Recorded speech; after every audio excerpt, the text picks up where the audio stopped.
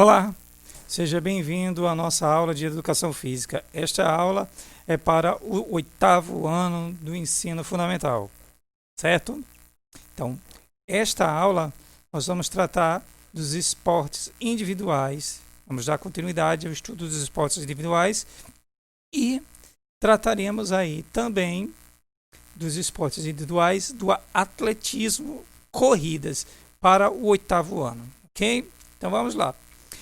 Que são as corridas, né? A gente já viu aí na aula passada a origem e tal, mas como são organizadas essas modalidades de corrida, que são as provas de pista do atletismo. Quais são as técnicas que devem ser executadas assim de forma bem simplista para que aí possa ser implementado, né, as práticas de atletismo. Então a gente vai explicar um pouquinho sobre as corridas na aula de hoje. Tá? Então, primeiramente, discutindo aí o que são técnicas. Técnicas esportivas, de acordo com o Bompa, que é um estudioso aí, ele vai observar que as técnicas são um modo de fazer as coisas, né? Ele também vai dizer que há uma forma generalizada, padronizada de fazer determinados movimentos humanos, tá ok? E que essa forma seria a forma mais correta de executar os movimentos. Porém, também existem pessoas que desenvolvem técnicas específicas. Tá? Às vezes essas técnicas que as pessoas desenvolvem, elas não são muito boas, elas prejudicam o corpo. Com o passar do tempo, o atleta desenvolve algumas lesões. Então, existem técnicas que são estudadas, que são as melhores formas de fazer determinados movimentos. Okay? Então, técnica, na verdade, a técnica esportiva seria a melhor forma de fazer o movimento que exige menos desgaste do corpo humano. Ok? Então vamos lá, na técnicas de corrida, como é a organização dessas técnicas, como é a organização das modalidades de pista do atletismo moderno. Então vamos lá, as provas de pista, elas são organizadas em corridas de velocidade, que são chamadas as corridas rasas, que são as corridas de 100, 200 e 400 metros, e também os revezamentos, que são aquelas corridas de provas que elas não são individuais, são coletivas, né? A maioria das provas de atletismo são individuais, mas os revezamentos são coletivos. Então tem o 4x100 e o 4x400, que são provas de equipe. Nós temos também as corridas com barreiras, que tem uma barreira, uma baliza, onde os atletas têm que passar por cima das balizas. Pode até derrubar, mas não pode evitar a baliza. Então nós temos 100 metros para mulheres e 110 metros para os homens. Nós temos as corridas de meio fundo. O que são corridas de meio fundo? São as corridas um pouco mais distante, como de 800 metros e de 1.500 metros. Nós temos as corridas de fundo. As corridas de fundo são aquelas corridas mais longas, como 5.000 metros, 10.000 metros, e a maratona, que é 42 metros, 195 42 quilômetros e 195 metros, para ser mais específico. E nós temos a marcha, né? Também temos a corrida de obstáculo, que tem a baliza, que tem o fosso de água, enfim, tem uns certos obstáculos, que é de 3.000 metros. E tem também as marchas, a marcha olímpica, 20 quilômetros para as mulheres e 50 quilômetros para os homens. Essas aí são as principais provas de corrida. Ainda tem corridas de montanha, a ultramaratona, o Ultraman, enfim, mas elas não são modalidades consideradas olímpicas, ok? Então, o atletismo ele é dividido em provas de pista, que são as corridas, em provas de campo, que são saltos, arremessos e lançamentos. Tá? As corridas, como nós vimos, são corridas rasas, que incluem também os revezamentos. Tem as corridas com barreira e as corridas com obstáculo, a maratona e a marcha olímpica, ok? Então vamos dar uma olhadinha aí, mais especificamente, como é a história da maratona. Como surgiu a maratona? Então, um pouquinho da história vai dizer que a maratona surgiu durante o período das guerras médicas, quando persas e gregos disputavam aí, estavam em guerra. Na verdade, os persas eles estavam tentando conquistar os povos gregos. Então a história aí, a lenda conta aí que um cara chamado aí de Fiodípides, ele vai correr a maratona, que é uma planície que existe lá na Grécia para avisar que eles tinham vencido a corrida, tá? Ou melhor, vencido a guerra contra os persas. E ao correr essa planície, ele chega lá, avisa e ele só consegue falar vencemos e morre. Na verdade, a lenda diz que os gregos tinham combinado com suas esposas para elas matarem seus filhos e também se matarem se eles tivessem perdido a guerra. E aí, esse corredor ele vai fazer essa corrida para tentar salvar as mulheres e os filhos, porque a guerra demora um pouco mais e a informação que eles tinham vencido não chega no exato momento e possivelmente as mulheres estavam prontas a se matarem e matar os seus filhos. Aí ele faz esse sacrifício. Mas isso aí é uma lenda. Na verdade, nós vamos ter um historiador na época aí, que é o Heródoto. Ele vai contar que, na verdade, esse corredor ele vai correr 240 quilômetros em 2 dias, né?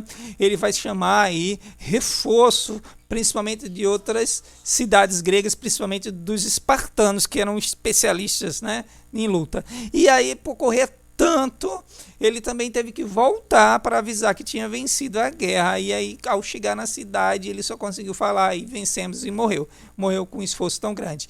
E aí, durante a redescoberta, revalorização dos Jogos Olímpicos, que aconteceu aí por volta de 2000 anos depois, né, 2.400 anos depois, em 1896, quando Pierre de Coubertin ele vai reorganizar os Jogos Olímpicos, é construída aí a maratona para homenagear esse corredor. E aí, quando foi feita a corrida lá em Londres, a rainha não quis ir para o local da prova para assistir o final da prova. Na verdade, ela colocou aí mais 195 metros para que o corredor terminasse a prova na frente do seu palácio. E aí ficou aí 42 quilômetros, 195 metros, ok?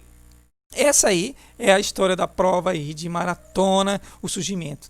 Então, qual é a técnica correta de corrida? Nós temos 2 técnicas. A técnica que apoia o pé, o calcanhar, e a técnica que apoia a parte mais frontal do pé. Essa técnica aqui, que apoia o calcanhar, são para as corridas de longa distância, maratonas, corridas de 10 mil metros, 5 mil metros, tá? Essas corridas, elas precisam que você coloque o calcanhar. E as corridas de velocidade, coloca-se a parte mais frontal do pé. Então, nós temos essa diferença e que os atletas eles têm que treinar para conseguir, porque se não acontecer, se não houver essa diferença, durante a prova pode haver uma grande sobrecarga. Então, a postura também dessa figura está errada, né? Nós temos também a passada muito aberta e o calcanhar sendo batido, né? Isso aí está errado. Se no caso fosse uma corrida de velocidade, está completamente errado, porque é uma sobrecarga exagerada no corpo, com grande desgaste das articulações, ok? E a próxima técnica, os braços estão seguindo normalmente o movimento do corpo, estão fazendo o balanceio correto. E também nós temos aí a cadência elevada, quando o joelho sobe mais, né? Você veja que esse joelho aqui está muito baixo, tá? Então o joelho não pode ser tão baixo. O apoio do calcanhar no chão, ele pode até acontecer nas corridas de longa distância, mas nas corridas de velocidade não pode, certo? Então nós temos também aí a questão da batida do pé, da parte mais frontal do pé, para as corridas de velocidade. Outra questão é a questão da inclinação do corpo. Nessa aí não está tendo uma sobrecarga tão grande. Então a inclinação do corpo é muito importante. Você não deve correr com essa inclinação de corpo aqui. A inclinação de corpo ela tem que ser dessa forma aqui, formando um ângulo assim, ó, uma certa inclinação, e o joelho ele vai subir, né? Não vai ficar baixo recebendo impacto. Então, o ângulo adequado da postura, porque quando você não faz isso, ao entrar em contato com o chão, o atrito, né? a força, há uma força que empurra você de volta para o solo. Então, você correndo, você tem um impacto no chão e o chão devolve uma força para você. Isso pode desgastar, poderosamente as suas articulações, levando o seu corpo a desenvolver lesões seríssimas, ok? Então, outra coisa é o local da pisada. Você nunca pode pisar à frente do seu corpo, ele tem que estar sempre abaixo do seu corpo. Então, tem que haver um ângulo de inclinação adequado para que você faça a técnica da corrida de forma adequada, ok? Então, aí é realizado várias, como é que se diz? Várias técnicas, vários exercícios para que você melhore a sua técnica. Um deles é o skip alto. Nós vamos ver aqui como executar um skip alto. Quando o joelho sobe acima, né, do quadril. Isso aqui é um skip alto que é treinado para que os atletas aprendam a fazer a passada correta. Nós temos também o skip alto progressivo. Quando o atleta ele vai correr, né, vai correndo para frente, trabalhando aí a passada de forma correta, ok? Os principais músculos que fazem a flexão do quadril são trabalhados e é muito importante que esses músculos estejam condicionados, resistentes, fortes, ok? E tenham a possibilidade também de estar alongados para poder fazer a passada de forma correta. Nós temos também o skip para trás. O skip para trás, ok? Para que o atleta aprenda a posicionar de forma correta o pé no solo, como nós estamos vendo aqui. Essa técnica é usada para que o atleta domine e consiga aprender a fazer a pisada, principalmente para as corridas de velocidade. Você observa aqui que ele não pode estar, essa passada aqui está completamente equivocada, né? Porque ela está à frente, né? O joelho joga muito à frente, ele não está alto e descarrega muita sobrecarga em cima do joelho. E aqui nós temos um resumo aqui das principais técnicas aí dos fundamentos do atletismo aí, das técnicas de corrida. E nós vamos mostrar aqui para você o posicionamento dos braços, tal, como posicionar os braços de forma correta, como posicionar o joelho de forma correta, e é um skip aí que a gente faz aí parado para aprender a fazer o movimento de forma correta, né? Essa atleta aí está treinando e aí mostrando o skip parado para você aprender aí como é que faz direitinho para fazer a passada correta. Então, a gente percebe, né, como o atleta executa de forma correta o movimento. Nós temos aí o skip baixo sendo executado. Observe o movimento dos braços, como o movimento dos braços é não fazendo o giro de tronco, né? O giro de tronco do quadril, o quadril não gira. Observe bem aí o skip médio. Ela está fazendo o skip médio, também mais um educativo de corrida, que é muito importante a execução desses educativos de corrida, para que você possa dominar. E o skip alto, ok? Ela vai fazendo o skip alto, observe bem o joelho, observe bem como ela executa a passada. E tem o skip tibial társico, também aí, mais um educativo, que é importante ser executado para correção das passadas. E temos aí os steps, né, os multissaltos, também são técnicas para melhorar a passada, a corrida. O skip alternado também para coordenação motora. Então, além de saber fazer a passada, é muito importante ter a coordenação motora das passadas. Então, os atletas treinam bastante para desenvolver essas habilidades, ok?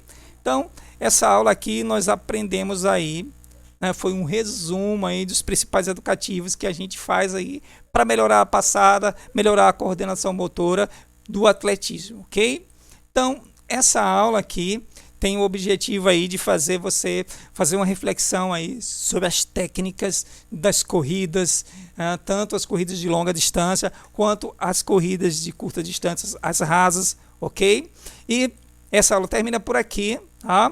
Tem o objetivo aí de fazer você fazer uma reflexão aí sobre o atletismo, sobre as corridas, e fazer você também pensar quais as modalidades, conhecer basicamente as modalidades aí das corridas, das provas de pista, ok? Um forte abraço e até mais, gente. Tchau!